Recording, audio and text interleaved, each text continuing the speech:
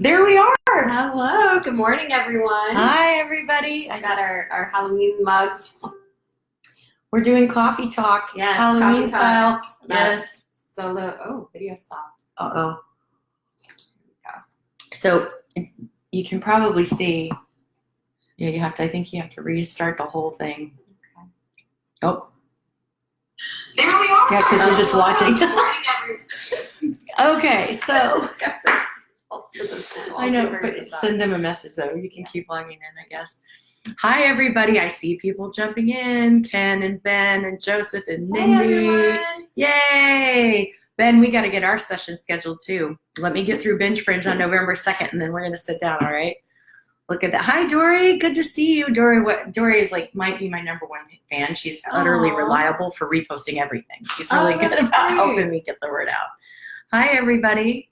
Hey, everyone. Excellent. I think so. Guys, you have to have some patience with me. This is my first Facebook Live. Heather is a pro. She's helping me. We've got both of our computers. So if mine is being funky, which it seems to be, go to Heather Dowling's page and you can watch it there. Right, and you might want to post that on your page so in case people go there. Yeah, okay. Okay, stand by. Stand by. Right. Here we go. Thank you. Thank you. Okay. So, technical difficulties afoot. That's what's happened. We just, you know what the problem is? We haven't had enough coffee yet. I need my coffee. I know. I do have a great coach, Ken. You have, no idea. Look how cute she is. I said so many people hear me talk about her, but they've never met her. So I was very excited that people were finally going to get to meet Jess in person and get a sense of the human that she is. Thanks, Heather. One of the things I love about her is, well, there's a lot of things, but what people don't know is the reason her business is thriving is because from the very beginning, she's had a commitment to empower people who have a story to tell to find their voice and the courage to do it, which is awesome. You're right, Jenny. There's never enough coffee. Hi, Renee. Hi, everyone. Okay. Yeah, so we can, again, I don't know what's happening with my computer, but we're going to tune into Heather's. I just want to start with introductions because my name is Jessica Lynn Johnson, and I do Soaring Solo LLC. That's my company. I direct and develop solo theater. And I've been touring also as a solo artist for about 13 years. I've directed about nearly 100 solo shows, so it's my passion. It's what I love to do. And I just really wanted to do this 13 years. I wanted to do this Facebook Live with Heather, who's been a client for, it's coming up on 6 years. Yeah, 6 years. And we're working on her second show now and everything, and it just seemed like the right time to have this conversation about what it takes to make a solo show happen, just the nuts and bolts of that. Yeah, we get questions we get questions constantly. Yes. And, to the point, it literally was like she had to start a business because it was all her life was being used for, was talking solo theater and supporting people in storytelling. Mm-hmm. So, and then for me, Jessica, the reason this conversation is happening is because I met Jessica through an improv class very early on when I got to LA, and a friend of mine was like, you have to meet this woman. And then those of you who know my first show know that it was my brother-in-law has said, you should write a show about all the crazy jobs you've had. And I thought he was crazy.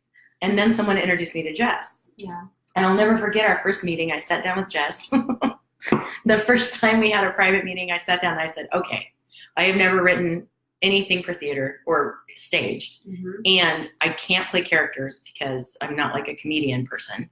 So however we're going to write this, we got to figure something out. And in that show, Unemployed Finally, those of you that know it, it ended up touring for some years, and I played 39 characters in that show. So all that to say that if you have a good coach, you might shock yourself what you can do with your storytelling. Yeah, and also I think not to have limiting beliefs, because we all have them. And every single person I work with, every group, every one of my free classes, there's always those limiting beliefs are everywhere of who wants to hear this story, I'm not a good writer, I can't play characters, all of that stuff. Yeah, no one cares. No one cares, yeah, the list goes on. So just know that that's a normal part of the process. That's very much in the initial stages. And so it's just kind of saying, okay, those voices are going to be there, and I'm going to get a good team around me and do it anyway. And it's not true.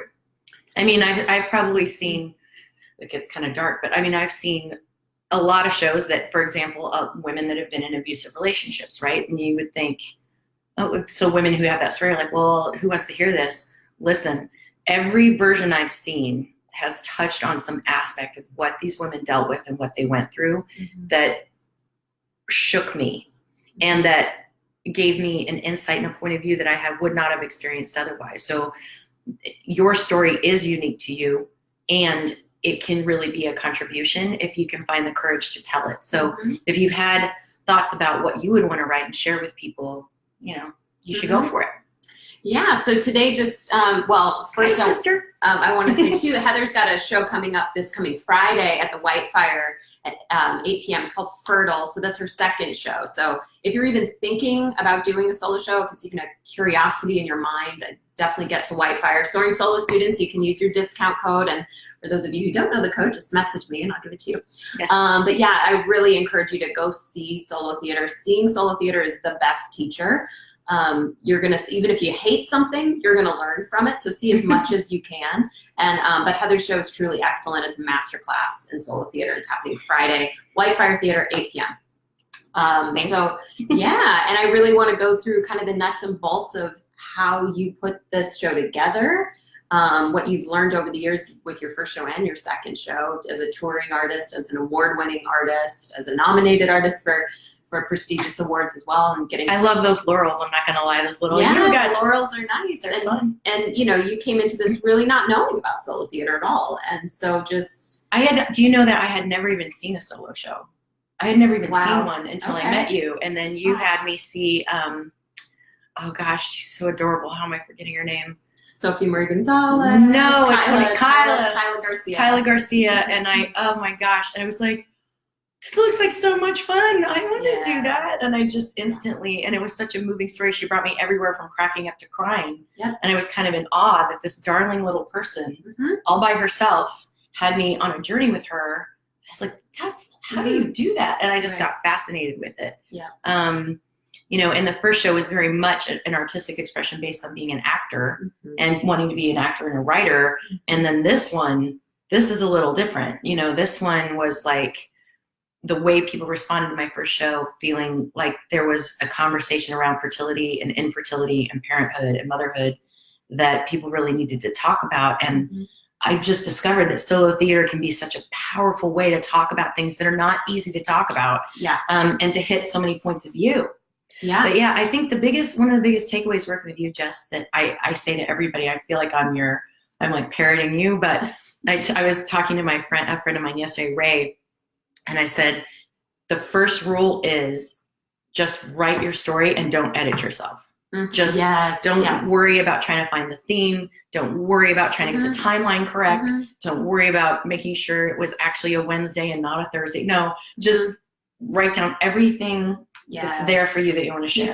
People jump into censoring and editing mode like day one, and that's so way later in the process. That's way later in the process. And it'll kill your creativity. It will. And it's a form of self-sabotage to go, oh, I got to pick the perfect adjective, and should the comma go here or there? Like, just tell your story very uncensored. And when you get into editing, believe me, most of it will end up on the editing room floor.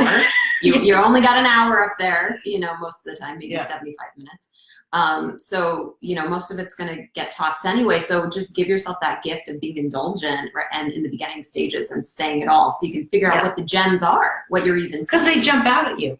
I mean, I remember there were things, especially, with both shows, where I said to her, I am not talking about that. I was like, oh, really? And you know what? Those ended up being the most critical, fun, powerful pieces in both shows, actually, were the things that I knew it probably belonged in there and didn't know how to do it. So yeah, you've got to trust whatever you feel there is to capture, to just, like Dory's so cute. She's like, this is also something that's great about Jessica's free class. Yeah. Yes, I do have a free class. Many of you know that, but at the Whitefire Theater most of the time. I'm also at Santa Monica Playhouse tonight, 8 p.m., totally free. So that's ongoing. If you go to jessicalynjohnson.com, it says what the dates and times are and everything. And that's a good point too, Dory, because that exercise she does, she gives us 8 minutes of free writing based on some visualization. You start to get used to just letting yourself write whatever there is to say. yeah, I use meditation and visualization to get you in the writing place, because to me, your story's ready to be told. You just have to get out of your own way. So if we can just get into a relaxed state of mind and I can guide you through a visualization, you already know what you want to say. You just have to get the critic to shut up. Isn't she great? Do you see why I work with her? That's awesome. Jess, I want to know, because I don't know that I've ever asked you this. How did your first solo show happen? First, say what it was and what year it was and how that happened. What year it was. Let's see, I graduated, when did I graduate college? Back in 2004 was my first solo show. So wow. Yeah. And I thought I was experienced. Yeah, I wrote it as soon as I got out of college, and I didn't even know what it was that I wrote. I just knew that I could play characters, and I was like, I want to get an agent. So I wrote a show called Oblivious to Everyone with a bunch of characters, and I put it up on stage, and it did help me get seen by casting people and get my representation in New York. And then I saw Sarah Jones on Broadway, and I was like, oh, this is the world I'm a part of. This is a genre. This is a thing. This is solo theater. Yeah. And that's when I understood what it really was and what could be done with it and how powerful it could be. Sarah Jones is, for those of you who don't know her, her first show, Bridge and Tunnel, and then her other show, Sell by Date, which is currently running. She is a masterful, from another planet, it really is. Theater artist. I mean, exceptional. So then, of course, I started learning about John Leguizamo and Anna Devere Smith and Lily Tomlin and Whoopi Goldberg and all the masters of solo theater.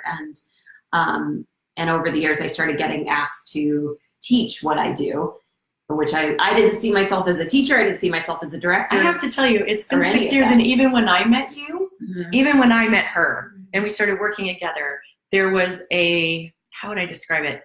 There was like a reluctance to be like, I'm the teacher, I'm the expert or whatever. So she was guiding all these people and setting appointments, and she was running her free class. But there was always like, I'm just here to help, And then those of us that worked with her, it's like Mindy Franton just said the best thing that happened to me was meeting Jessica a few years ago to write my first scripted one-woman show.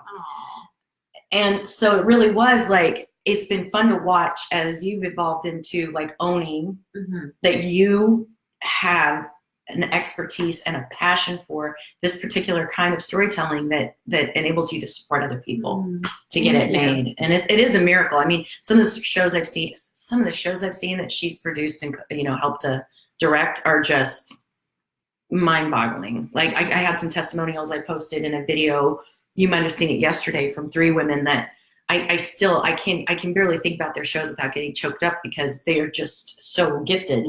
And this one was in on the action on those. Thank you. I mean, I think the biggest thing, and this applies to all of you creating your shows, but what I learned is I had such a plan for the direction my life was supposed to take and what I was supposed to do. I was an actor and a solo artist, and then I started really getting pulled to teach and to direct, and I leaned into that. I leaned into what my intuition was showing me, what the divine was showing me. I leaned into that, and that's become what I do and what I love, and I'm so fulfilled in what I do. So to go back to your own work and your writing, lean into what's coming up for you and your own intuition and that trust your yourself. own guiding force. And this genre is made for that. It's made for you to listen to yourself in a way that you never have before. Take risks you've never taken before. Find your power in a way that you never have before. It's completely transformative work. And it'll get you, there's stuff that I'm fine. It's complete. I'm good. And it's amazing the level of clarity you get around your own life and experiences you've been through, your relationships to people, your relationships to yourself. And your own self-confidence too. It really is so much more. Like, my first show, honestly, it was 100% because I wanted to introduce myself as an actor and get some traction. Right. That was 100% my motivation. And just like you, till I saw the other people you had produced that were tackling some pretty heavy stuff. Like, I will never forget Herpes, a love story. You know what I mean? Like, shit where people are just unapologetically sharing stories that have been really massive for their life and how they tackled it. And it's like a really freeing thing. Right. I mean, people talking major issues, incest, rape, domestic abuse, alcoholism, you name it. People are bravely talking about these things in their shows. And speaking of bravery, I mean, why don't we talk a little bit? So Fertile, your show that's coming up this Friday night at the Whitefire, 8 p.m. Links in the notes. Yeah. So I know you had a lot of fear around, even though you had your first show was such a success. Oh, I was you terrified. Played like 40 characters in it, and you had such success with your first show, Unemployed Finally, but you had a lot of fear about stepping into this one, and you want to speak to that? And yeah, I was I did not want to do it. I did not want to do it. Yeah, she'd show up to our coaching sessions like, I don't want to do this. I just don't want to do this. You're here. That's good. And that's how she's always like that. She's like, well, all right, but we're here, so I guess we'll do some stuff. I mean, that's totally how it is. And like all of a sudden you find yourself like I'm crying and gnashing of teeth and pulling of hair. And then a year and a half later, I had a complete show. I don't know. It's some kind of voodoo up there, you guys. I don't know what she does, but it's amazing. But yeah, so out of Unemployed Finally, maybe 3 minutes of that show was about the infertility issues that my husband and I ran into. And it was by far the thing, more than the Navy, more than losing my dad, more than my divorce, all these topics I touched on in my first show. I mean, there's a lot of stuff in there. And that was the thing that everybody asked me about. And I started to notice how much secrecy and shame and trepidation people had talking and sharing about it, and it hurt my heart because I remembered that when I went through infertility, I was shocked how many of my friends started to come out of the woodwork slowly and tell me what they'd been dealing with, and I was like, why didn't you ever tell me this? I would have been happy to be someone who could have been there for you, but people wouldn't talk about it. I'm like, okay, we got to talk about this, and I don't want to. And I really do, and those of you that know me know I am clear I was divinely guided to talk about it too. Like it would not stop. Anytime I'd start to have some self-doubt, I'd have a session with her and it would go badly. And 2 hours later, I would encounter some random woman that in the grocery store would start talking about adopting. You get a sign, every single time. Yeah, and that's the thing is, what if you're hearing anything out of that is show up. Like Heather kept showing up. She brought all her fear, she brought her trepidation, she brought her doubt, all of that. She brought it, but she showed up. Right. And we worked through it one step at a time. And you got to take it one step at a time. You can't otherwise it's too overwhelming. Yeah. This venture that that's the other thing is don't feel like you have to understand the end. Even, when I was talking to my friend Ray yesterday, like you don't have to know what venue. You don't have to know which festival out of the gate. You don't have to know those things that layered in as you're at work. And that's actually number 2 that I said to him. I want to pause a second. April, hi. She just said, Jessica changed my life this last year and my path moving forward. Thank you, April. April has changed my life too. And mine, P.S. Yeah, all my students, you guys all changed my life. She has an extraordinary one-woman show called My Name is Mommy. Yes. And she has a show tomorrow night at Whitefire, but it's sold out. Yeah. You can come and try and get in, though. Yeah. You can try to get in. It's LA, guys. People are going to flake and not show up. So show up. You'll get in. Yep. And she'll be at the Santa Monica Playhouse Binge Fringe, too. So you can always go to their website and find her tickets. And April, you're welcome to put your show info in the comment box, too, because it's an extraordinary, it's a beautiful show. Yes. Also about mother issues in a very different way, but totally related in themes. Well, what I love about April's is it's the thing that moms never feel like they're allowed to say out loud about how difficult it is raising young children and where your personal identity can get kind of lost in it and what that feels like. And she is so flippin' honest, and beautiful. She's really a poet. That's the thing. And that's the other thing that's interesting about solo theater is, my show is so different tonally from hers. Like that mine is so much like you're watching a play with one actor instead of 13. And hers is very much storytelling and kind of interactive with a narrator. Lots of media, tons and tons of media and tech. Yeah, so it's a really beautiful thing. She says, thanks for the plug. You're welcome.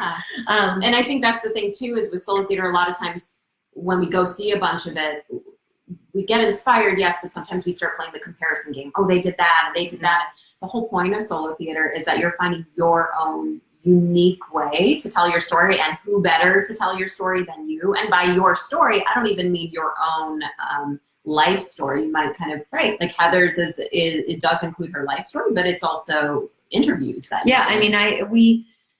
there's a lot of aspects of it that, one, are so personal to me or so specific to me that I knew it would not relate to that broad swath of people.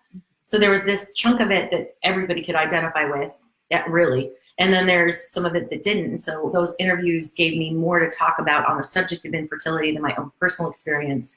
And that was it gave me a lot more material to. And for those of you, for those of you who maybe don't know as much about solo theater, a lot of times we think, oh yeah, it's just one person standing on stage telling their own story. But so Heather did go about her second show in a very unique way. It's kind of like Anna DeVere Smith, who's a very famous solo artist, where a lot of interviews were done. And it was a culmination, kind of a composite, an amalgamation of many of those interviews to create characters and different points of view on the subject of fertility, because we wanted that varied perspective. We wanted everybody who's experienced this to kind of see themselves represented as much as we could in this conversation about it. And exactly. So that's a fun way to do it for sure. And it was also, it felt very much of service. And that was what I was committed to. Like, I really wanted something that was in service of people. So how did you discipline yourself to like write about it? Was it, I mean, I know you would come to my class or we do coaching, but you also have to do stuff on your own. Well, you just segued me back to the thing I was going to say that I stopped saying. Mindy, which name are you asking? Anna DeVere Smith? Is that the one? Anna DeVere Smith. Yeah. Anna DeVere Smith, John Leguizamo, Sarah Jones. Yeah. Guys, I don't know if Sarah's doing any more shows here, but even if you don't care about ever writing a solo show, if you can ever see Sarah Jones do her stuff, I mean, it is, she really is otherworldly, is the way I would describe it. Her talent is stunning. Anyway. Yes, what were you going to say about your process? Yes. So the first part, remember, don't self-edit. When you sit down and start writing, it doesn't matter what it is. Just go. Just let yourself go. Don't get hung up on getting it right or telling the truth or blah, blah, blah. Just go. Yes. The second thing is, you got to create artificial deadlines for yourself, because you will or real ones that I enforce. There was I can't think of his name, which is embarrassing, but I was at Anna DeVere Smith. Yes. I was at a screening of the movie Ad Astra, which personally I couldn't stand, at the WGA, and the writer director of it was so funny. The moderator asked him, you know, how do you do you only write when you feel like it? Do you wait for inspiration, or do you write how do you do that? And he looked at him and he goes, well, if I only wrote when I felt like it, I would probably finish a screenplay in roughly 29 years. And I laughed. At the WJ, you knew it was writers because everybody started cracking up. So what I did, I would promise to have prepared material for my free class with her, so that I'd be walking with something that I could possibly stage. And then and in the beginning, especially with my first show when this was all new to me, they were pretty far apart, but I would try to meet with her once every 3 to 4 weeks. And guess when most of my writing would get done? Can anybody guess? It would be about 48 hours before. Oh, that's good. I was going to say the night before, morning up. Sometimes. But like 48 hours of my mind was me. Because I'm like, not going to waste my time and money if I don't have anything to work on, and I can't bring the same 5 pages I did last time, so I got to keep going. Stakes in the ground. Yes. Like, you have to have stakes in the ground, whether that, and I'm a fan of like, sign up for a festival. Yep. Because that's terrifying, and you're going to show up. You know, you're going to be like, I don't want to humiliate myself, my team, everybody who knows me.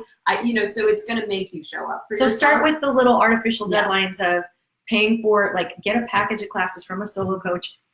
I vote her, but she's not the only one out there. And then so that you can hold yourself to account that every 2 to 3 weeks you've taken some ground. And then when you meet with her, she's going to say, and which festival do we want to aim for? Yeah. And that's going to create another deadline for you.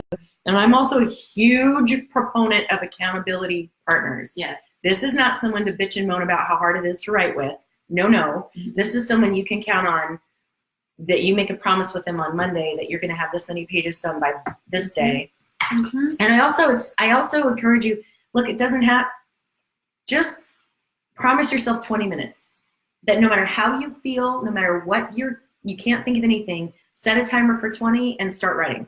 That's another coach that gave that to me. And here's what I noticed is, once you get past like the first 10, you might be shocked how much you still have to say. And all of a sudden it's an hour and a half later and you're, you've done 10 more pages, but you do have to create those. Yeah. Tricks. And I have on my YouTube channel, the Soaring Solo Jessica Lynn Johnson YouTube channel, I have guided meditations to help you write as well. So if you are someone who meditates or likes to go through visualization, you might want to try those and see if that helps you kind of unblock some things and get into what you want to write about. Yeah. So good. So it's good. So yeah, you were really just showing up and doing the writing for yourself with your piece. Now, what about those other stakes, like setting up to do the festival, the Hollywood Fringe, and well, how if you did remember, you start to prepare for that? If you remember, I've got to talk about my first show, Unemployed Filing, for a second. It was the week before. Was it the week before Fringe of the complete meltdown? Oh, when we were like, it's too long. We need to edit it. It came down to the last week before we got it to the length that it was really supposed to be. And I mean, it was something else. But I got to tell you, once it got on stage, and the beautiful thing is that once you get your show complete and the first time you've broken the seal and you got it on stage for the first time, it's such a breakthrough in courage to do that. Because look, it really is. There's nobody coming to help you. You're out there. It's your baby, and whatever happens, you have to generate the courage and the self-confidence to power through it. So you won't even know yourself by the time that first performance is done. You'll be like, man, I'm a badass. I was like, I am so tough right now. I couldn't even believe it. And then you start to fall in love with the show. I mean, by the time I was done with Unemployed finally, sometimes those characters would say stuff that I did not expect, because you start to get to know them. You start to have the relaxed inside of the fundamentals of the show, and it allows for really interesting things to show up as you continue to perform it. So it's a falling in love process for sure. So how did the Fringe, both times you've done, like, what did you learn from that process? How did that help you step into committing to this show, to sharing your story with people? Like, what for people who are interested in doing the Fringe? Something like that. Yeah. So the first thing is, if you get in the Fringe, get in the Fringe. Do you understand? Like, you can't half-ass it. You gotta be all in. 100%, because it is a community. These people take it very seriously that they are most of them are producing original self-produced works, and it takes a tremendous amount of time, energy, effort, money, blood, sweat, and tears. And this is the Hollywood Fringe Festival for those of you who are like, what language That's are you in the speaking? name. Hollywood Fringe Festival. Ken, let me know, what links are you? Oh, we'll make sure to post Jessica's website. It's JessicaLynnJohnson.com. Yeah, I'll put it in easy peasy. At some point I'll put it in. But yeah, the biggest thing I would say about Fringe is, one, Fringe doesn't start in May, at the end of May when Fringe starts. No. Fringe starts. It's starting now, actually, in the fall doing, for the summer. They're already doing office hours. They do office hours that you start connecting with that community and get to know people. Yeah. And by the time you get there, like, you know, Mike and I were pretty good about starting in March. We were at every event we could get to. They do really comprehensive trainings. I mean, if you plug in, that Fringe crew is great. They're going to teach you everything you know as a first timer, and really give you a lot of good information. And you start to build relationships. And by the time Fringe kicks off, you'll already have a calendar full of shows you want to see, and people will already have you in their calendar to see your show. But you got to plug in. But I love what you're just saying about how they teach you everything you need to know, because that's the thing when you're a beginning solo artist, why festivals are so smart to do a festival versus like some independent premiere in some theater, is because a festival has those enforced deadlines. It's like, these are all the materials we need from you. Who's your publicist? Who's your creative team? Where's your website? So you're like, oh, I need those things. I need that person on my team. So a festival really teaches you the nuts and bolts of what you need to have a successful show. And then you have all your materials, you have your press, you have your show, you have your team, exactly, your graphic, all those things, so that when you move on beyond a festival and you're touring and maybe making money in the college circuit or you know, around the world in other ways, you have everything you need. Yeah. And you've learned how to self-produce, so that when you do finally have like a producer come on board with you, it's smooth sailing. Easy peasy. Yeah, because they already know. That's a really good point. It is. It's like the best training ground. It's boot camp, you know, in a good way. And you just got to block out June. Completely block out June and start to gear up through, I would say, April and May at least. And there's so many festivals. I mean, there's Solo Fest at the White Fire Theater, which is, you know, a winter festival. And then, Hollywood Fringe. And then up in New York on 42nd Street, where I used to do my show, is United Solo Fest. It's the largest in the world. LA Women's Theater Festival. What else am I forget? Son of Semele does it. I mean, there's so many festivals. And there's a whole circuit of stuff, like up in Canada. Our friend Les, he does. he goes all over, you know, so and I know you sent me a link, there's an Aspen Fringe that's starting in Colorado. There's one in Maui now, in Hawaii, I guess. So I'm like, what? So yeah, it's a good excuse. Figure out where you want to go explore the world, and I guarantee there's probably a Fringe festival there you can get involved in. But that means money too. You know, people need, you know, thinking financially. That's another good point. If you have ideas percolating right now that you're starting to work on right now, you want to start setting some cashola aside and planning ahead for how you would fund a run at Fringe, because it isn't free. All these things cost money. It's all a tax write-off, of course, if you are a business person that's an actor and a writer, but it's something that you want to start to think about, because it does take something. Yeah, and you're awesome at crowdfunding. I mean, I think that you know, and I think I think we get very bashful about asking for help or asking for, you know, that investment from the people around us. But I love personally to give to projects that I believe in. And well, if anybody who's with us, think of how many people that you care about, that when they reach out, and you know, I remember the first time I did crowdfunding, I was so freaking out, because I'm like, this is for people that are in real trouble, like they can't pay their rent. Like I had so much guilt about it. So it shocked me how many of my friends were like, we want to see you win. Like we want to see the stuff you make get made. We love you. And how can we help? And it's $10. What do I get? You know, and they're like, it's no big deal. It's $20 I would have wasted, you know, on a drink or something like that. So yeah, I think really take crowdfunding into consideration. I think that can really help take off some of that financial burden off of your plate, and you'll find that people are really ready and willing to help, and you just want to be, look, you got to be, that's a level of accountability too. You know, I mean, you got to be willing to bring your A game and do the work then, if you're going to ask that of people. You know, so there's like a level of self-discipline that you don't got a choice. You got to layer it in there if you want to honor what it is that people are trying to support. And that's the other thing too, you know, that when people started to say they were, with Fertile especially, when they did interviews with me to talk about their experiences as mothers and people who couldn't be mothers and people who couldn't be fathers, and they would share their stories with me, part of why I couldn't not write the show is I had to honor the stories that these people were sharing with me.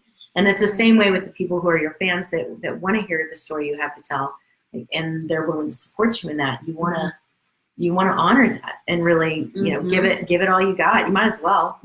What else are you gonna do? You know, and I love to tell the story too, because yes to everything Heather just said, and also it's like, yes, we want to honor people and we want to step up to that high caliber of work, and also we want to forget all of that to a certain degree and show up for ourselves. Because I remember Elizabeth Gilbert, when she talked about writing Eat, Pray, Love, which is, you know, was hugely successful.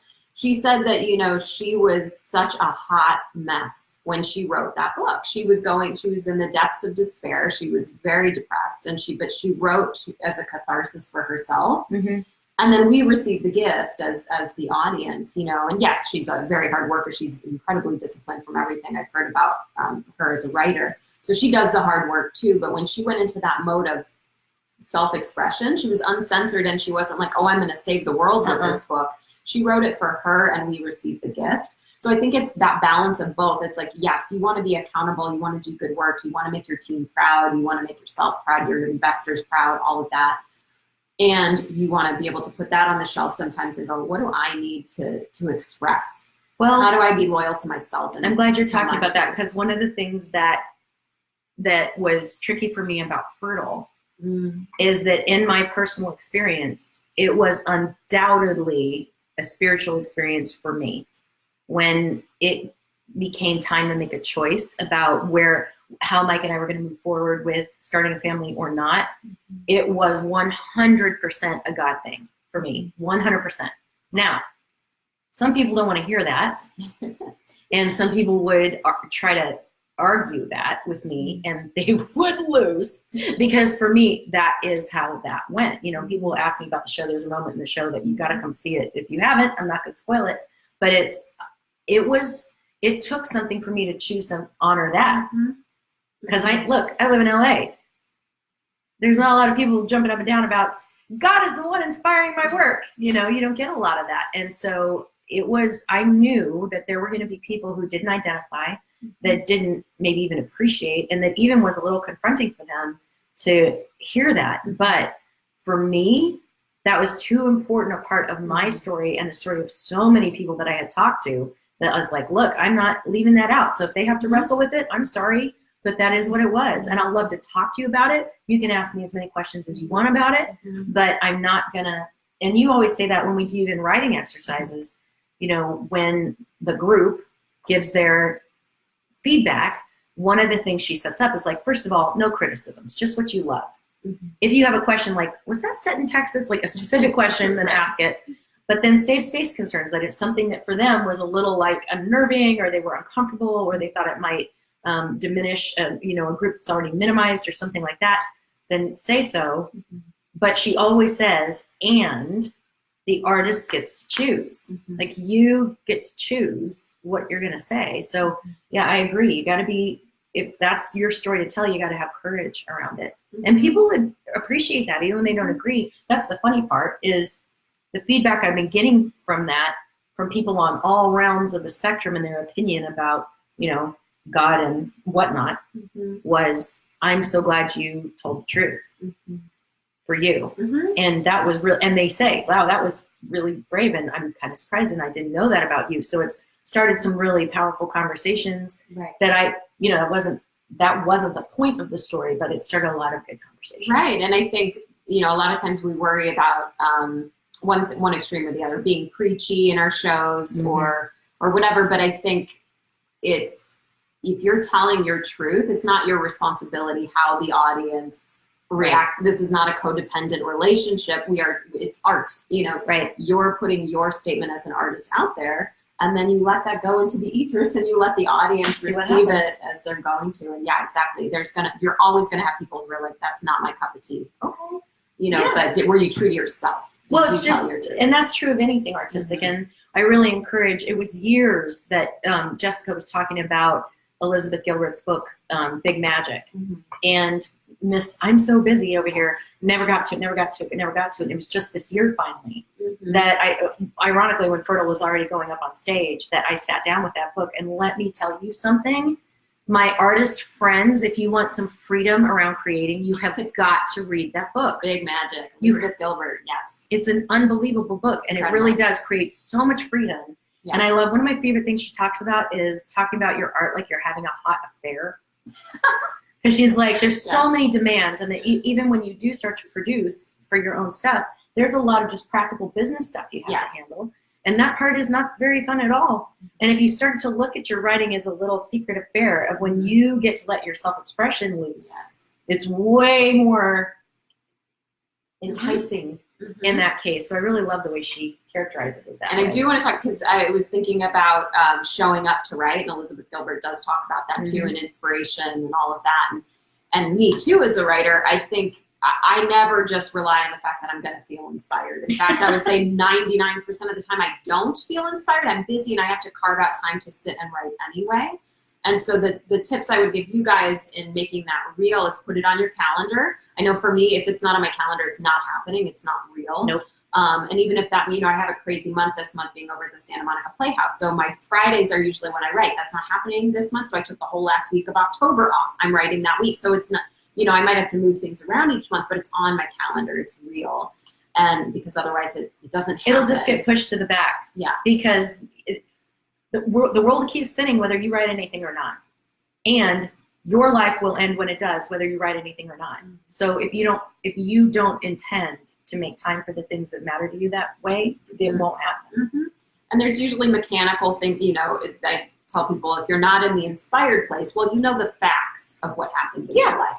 You can sit and write the facts down, and it might be just that. It's the mechanics of the story. And then when you feel inspired, you can use all the juicy details and the emotions and the feelings and put that in one way or another. It'll come out eventually. But yeah, just sitting down and doing it. Or if you're not a sit down and type kind of person, get up and walk around and record yourself. Tell the story out loud and just record yourself and then transcribe it later. That works very well for a lot of people too, that improvisation that allows them to find a more natural writing voice. Well, that's how, you know, some of you know the comedy series I'm doing with my friend Michelle. It's not in the solo world, but that's how that came to life for us. We literally were just talking back and forth about it, and we're like, this stuff is good. And so then we just started recording it because we realized we were missing some really good stuff.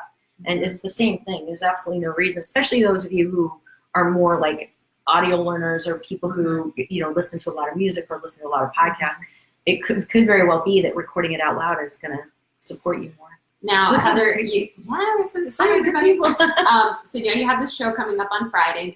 Her show Fertile Friday at the Whitefire Theater, 8 p.m. Yep. It's my last show at the Whitefire, which you guys it's my favorite 99 seat in LA. I love it.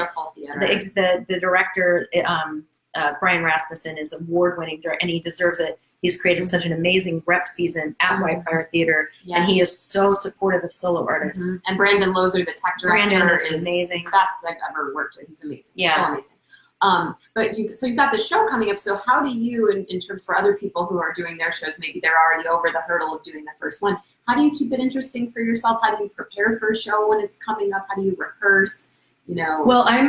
What's that process look like for you preparing for a show that's already in a few days? Going. Yeah, right. Yeah. Well, it very much like you're saying, if it isn't in the calendar, it isn't going to happen. Mm-hmm. So I literally hold my account to, like, I might do a speed through, which means I'm just saying out loud the text. Mm-hmm. I'm not doing the characters. I'm not trying to I'm just la la la la la la, saying the entire thing as fast as I can. Usually for an hour-long show, it takes me about 45 minutes to do a speed through. That's usually because I can't help myself and I'm doing their voices anyway, which for me has been useful because, especially if you're a woman and you're playing man, or you're a man playing a woman, where you're going in your register is very different. Mm-hmm. So it's like exercising and working out those parts of my register. If I make sure I go low when I'm rehearsing my men and I go really high when I'm talking, so I'll do the speed through with some of that, but mostly it's just getting through it to train my mouth what those words are over and over. And it's in the calendar. So I'll probably, like this week, I'll do 2 speed throughs and I'll do 1 full run where I'll tear apart my living room. My poor husband. It really is a production studio at this point, our house.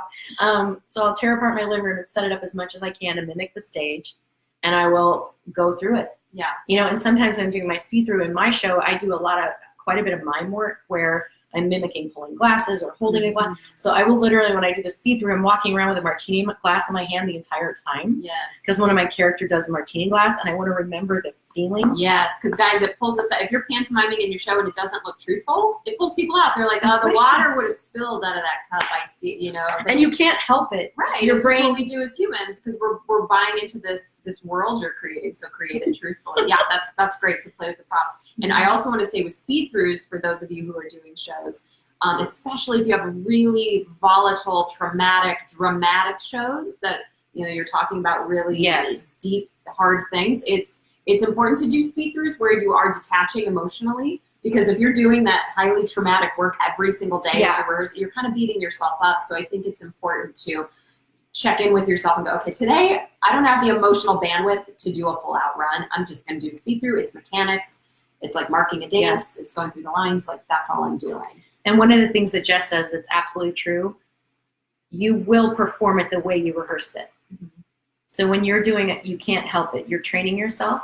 So if you're rehearsing it like a full run in your house, you've got to discipline yourself to keep going. You drop a line, you get something reversed, you go the wrong way.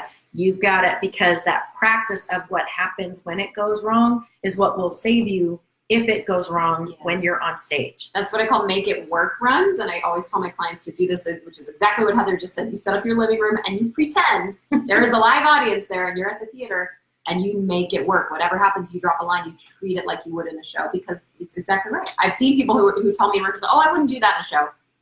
And then they do it in the show. Because it really is muscle memory, especially when you're under pressure. Yeah. I mean, if you think about the flight or fight response, right? When a human being is under pressure, what kicks in is all the automatic instinct of how to react to whatever is coming at you. Right. It's the same way. You come out on stage and you're all by yourself, something goes sideways, you're going to react the way you've trained yourself to react. Right. And it's just so practice allowing yourself to have those mess ups, those moments where your memory is, what did I say next? And speaking of memory, that's a huge thing I always get questions about. So for those of you who are like, how am I going to memorize all this material? Yeah. People ask me that all the time. Yeah, I mean, I definitely think recording it helps. If you're going on a hike and listening to your show and the rhythm of your show that you've recorded, that's something. Yes.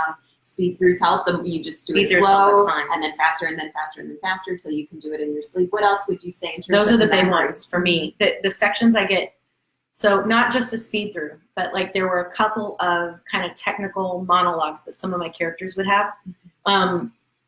I would literally do that monologue as fast as I could 10 times in a row. Over and over and over and over and over, because it's amazing. You literally are training your lips and your tongue to make that sentence. And it'll start to do it it just does it because it knows what it's coming. So it's like ingraining a neural pathway, and scientifically that is literally what you're doing. So if it was a chunk of text I was struggling with, I would just say it over and over as fast as I could, 10 times in a row, back to back to back to back. And then the speed throughs were huge. I also did record some sections, again, the ones that would be more likely to trip me up, whether because the character voice was harder for me or the character position was harder for me, so that I would just hear it and say it and hear it and say it and hear it and say it. But chapters, knowing your chapters, like the beats of your story, and knowing the order of things. Like if we just know the tiny little strokes and we don't know the broad strokes of our story, if we forget that one word or that one line, we're like, oh crap, where am I? So that's why knowing your beats and your chapters of your story and like the bullet points is really life-saving. A great tool for me to remember where you are in the timeline, especially if you're not necessarily doing a chronological show. If you're doing something because a lot of solo that you'll see will be flashback moments. The narrator will be here with us and they'll be taking us on a journey, and then they'll flashback to a scene. This one happened 15 years ago. This one happened 20 years ago. This one happened last week. And it's tying together why they're related, but they happen in different order. So knowing the beats and the chapters of it versus the whole thing throughout is a good anchor. And that also helps with set pieces too. Like that's why tearing your living room apart, or your friend's living room or somebody's living room, and to do it starts to physicalize it so that you know. Like we just had to flip the stage. My performance in Arizona, I had to reverse the stage picture from what it is here because of the design of the stage. And what helped with that was there are certain set pieces that I know if I'm by this piece of furniture, it's either this scene or that scene, and it's pretty clear that where I just came from, it's got to be this scene. So there's like little physical anchors you can set up too. So worthiness, I know we talked about this a little bit way at the beginning when we were having technical difficulties, or I was on my computer. But worthiness, like to even get on stage and go, okay, I have a story worth telling. How do you find that for yourself before you step onto stage, and how do you? You know what did it actually? I might cry. What did it for me actually was seeing so many other people's stories. When I started seeing everybody else's solo theater, and I thought it hurt to think for a minute that they would have ever thought I didn't want to hear that was just wrong, incorrect. And I was always so thankful for what they were giving me, and the new perspective that I had, and the new connectedness to humans that I had, and the way that I saw I had things in common with people that I would have never thought I had anything in common with, touched me so much that it made me realize that it's never wasted to talk about the things that we all confront at some level as humans. Like if it's an authentic story to you, there are people that need to hear it. And you might be the only one they can hear it from. So that's what really did it. It was more seeing everybody else and how much it impacted me that made me realize that there wasn't anything I could say that was going to be a waste. And I love seeing other people's shows, because for me that brings up community. And while it is a one-person show, it takes a tribe, it takes a community. It really does. So much. I have clients who are like, I hate rehearsing in my living room by myself. So they'll ask other members of the soaring solo community to meet up with them and run their shows or run their lines or coming to my free class or she does group sessions too. And do small group sessions. Six, right? 6 solo artists. It's just $29, and you come together, and it's accountability. It's showing up in a safe space and showing what you're working on and getting that support from other people. Practice of being in front of humans. Because I can't tell you how many times people are like, I had this memory when I was at home in my living room, and now that I'm here with you, or now that I'm here in the group, I don't remember it anymore. So just working out that muscle of vulnerably sharing in front of other people, because it is different than just being in front of our cat or our TV. And listen, and also, if you forget, you will not die.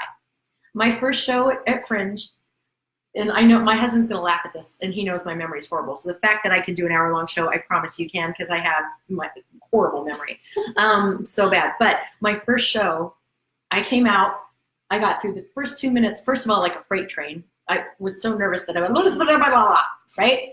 And then I was like, nothing. I have no idea what comes now.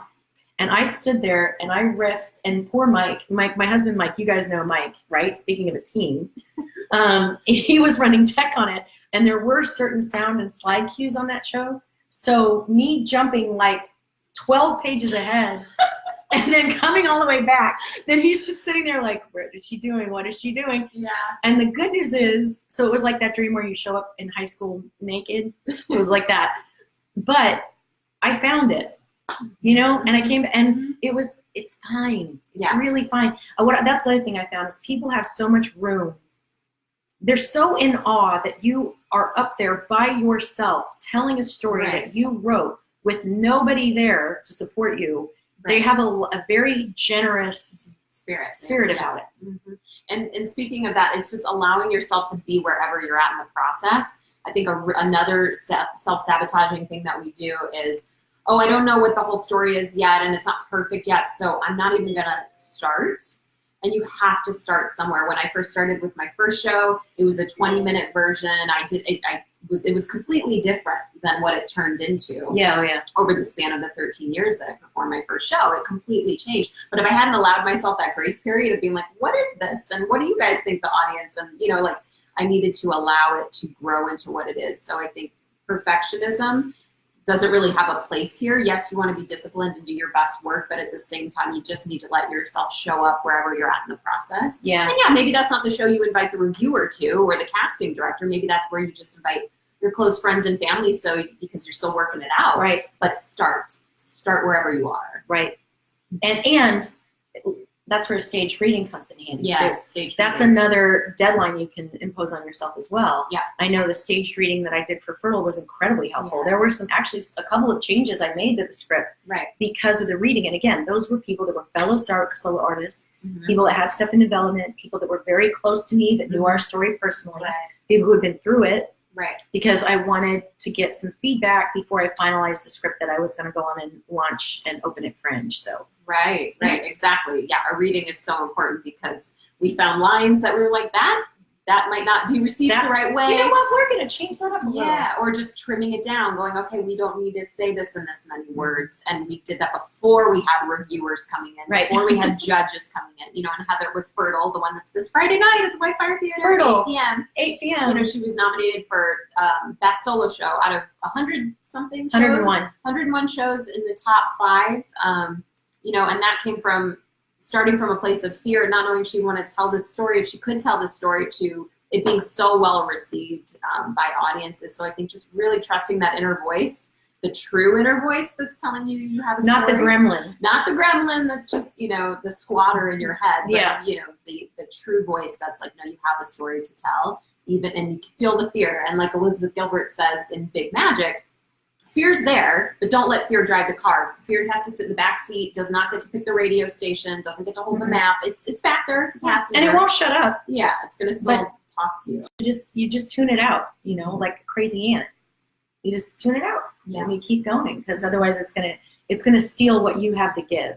And life's too short to have that stolen from the people in your life too, not just for yourself, but for the people that you'll impact with your storytelling. So fertileconversation.com to get tickets for this Friday show. I would love to have you. It's the last one at Whitefire. And then JessicaLynnJohnson.com if you want to take advantage. I mean, even her website has tons of resources. It's got so many solo shows coming up that you can go see. Yes. So you can start to find your voice and your storytelling in the way that you would like, what interests you about coming at it. And a lot of free experiences in October and November. There's the Binge Fringe Festival at the Santa Monica Playhouse. Like there's like 60 free productions happening, so go see those. Like we said, for Heather's Show Friday, you can use my student discount code. So just message me if you don't know what that is. And what else? My free class. I have a free class tonight actually at the Santa Monica Playhouse, 8 p.m., which is free. So there's a lot of resources for you to start to explore if this is right for you. if telling your story in this way is appealing to you. My husband's shouting out at you guys. He says, if you've been waiting to see it, now is the time. Friday is the time. Yes. It's my biggest cheerleader by far. Yeah, and Heather's show is really great for especially for character technique and learning what it looks like to transform between characters. Or if you have highly sensitive material that you're wanting to talk about and you're afraid of, like, how do I approach this subject, come and see her show and see how to handle sensitive material in a way that really has integrity and tells a complete story and allows for conversation and different points of view to coexist. Yeah. I think it'll be really beneficial. I really love what we did in the writing of this, because it gave me just enough space from it in creating these characters that it didn't have to be 100% my experience. It could be something that's more of, what I keep hearing from people is just, it feels like a play. And there happens to be one person playing all the roles, but just it feels like a play. So it's very different than my first one, which was a narrator guiding y'all through a story with flashbacks of different scenes. So there's a lot of ways to get at it. But yeah, character work, the irony is now, I mean, it's hard for me to get my head around, kind of probably like you have a thriving solo show business. Right. When you were like, well, yeah, I guess I'm good at it. For me to show up the first meeting with her and say, I can't do characters, and now to kind of have a reputation of the people come to me because they are trying to understand how to do clean character transitions and how do you do that? How did you create this? And I love to talk about it, And sometimes we have a real assessment of what our strengths and weaknesses are, and sometimes we just have limiting negative beliefs that aren't serving us and aren't true. So I think in this process, you really get to explore, okay, are these really weaknesses, or is this just something I'm afraid? Is this an awesome talent I have that I'm terrified to step into, or that you just didn't even know you had, or you don't know you have, because you never pushed it. Yeah. And so this is a really good way to challenge yourself, both, especially if you flirted with the idea of being a storyteller, being a writer, and you just weren't sure how to start. I mean, you know. And I do want to say, if you're able to come to my free class, you don't have to come with anything prepared. People will write me and be like, oh, but I don't have anything yet. Yeah, that's the whole point. It's a class. Just show up with the pen and paper or your laptop or whatever you have. Coffee. And I'll guide you coffee, because my ones on Saturday are 9 a.m. The one tonight's 8 to 10 p.m. But bring your coffee and in your writing materials, and I'll guide you and help you come up with that material. It's a lot of fun, and you'll never find a safer space to be creative. I mean, that's such a loving important to me, keeping community. It safe. Yeah, for sure. So we just have a couple of minutes left. Is there anything else that trying to see if there's any questions that I missed? Do we have any questions that we didn't get to? Dory said, this is great. I was faithfully attending Jessica's class for over a year every week, and then occasionally lately I've been taking a full page of notes, though, from today's conversation. Oh, so thank you for doing this. And yes. I'm glad you got to be with us. April, see fertile. Yeah. These are great. There's so many great people. We've had people from Arizona, the theater that I just did the show in. There's solo performers here. Beautiful. And I do Skype as well. I do Skype sessions too. So if you're not in the Los Angeles area, I have clients in New York and Chicago and Africa, like all over the world I have clients. So please, we can always do Skype sessions and work it out that way too if you want some guidance. So. Hi, Victor. Victor's like, I just wanted to say hi. Hi, Victor. There's my friend Rosa. Rosa she's all over the place. She's in London, she's in LA, and she has family in Arizona. She just saw the show in Arizona, actually. Beautiful. She was the LA contingency in LA. It was awesome, or in Arizona, it was awesome. So yeah, I guess I would just say thank you guys for jumping in and joining us. I hope that this has been useful to you as performers. And that's the one other thing I wanted to say. For my I'm an actor friends, because remember, that's where I was, and this was supposed to just be a vehicle for acting. On the actor side of it, I always have something to talk about when somebody says, what are you working on? Oh, yes. Which is the most dreaded question as an actor. What have I seen you in? Whatever, right? And I don't know how to quote today. I don't know why. Anyway, it's like a flashback to the late 90s. Anyway, you will be so empowered because you have something that belongs to you that you can talk about and be proud of. And it also shows people in the industry that you're not waiting around for somebody to give you permission to act. Right. You are taking your career and your creativity into your own hands. So I highly recommend it. And I mean, Fleabag, hello, like people want to know that you are a generator, that you can create your own. Yes. It's kind of not enough to just be a performer anymore. Nope. We want people who are contributing stories and thoughts and raising conversation and dialogue. Right. So Fleabag, Insecure, the HBO series Insecure, that started out as a one-woman show. I mean, there's there's a lot out there. So, yes. JessicaLynnJohnson.com. Heather Dowling, fertileconversations.com. She's like, I always want to say fertile.com, but it's fertileconversations.com. No S. No S. Fertileconversation. Fertileconversation.com. No S, guys. Fertile Conversation. Yeah. That's it. So Awesome. cheers to y'all. Thanks for joining us. Yes. Share this with any of your friends that might you think could benefit from hearing this as writers and performers, okay? Yes. Excellent. See you Friday. See you Friday. And tonight. And tonight.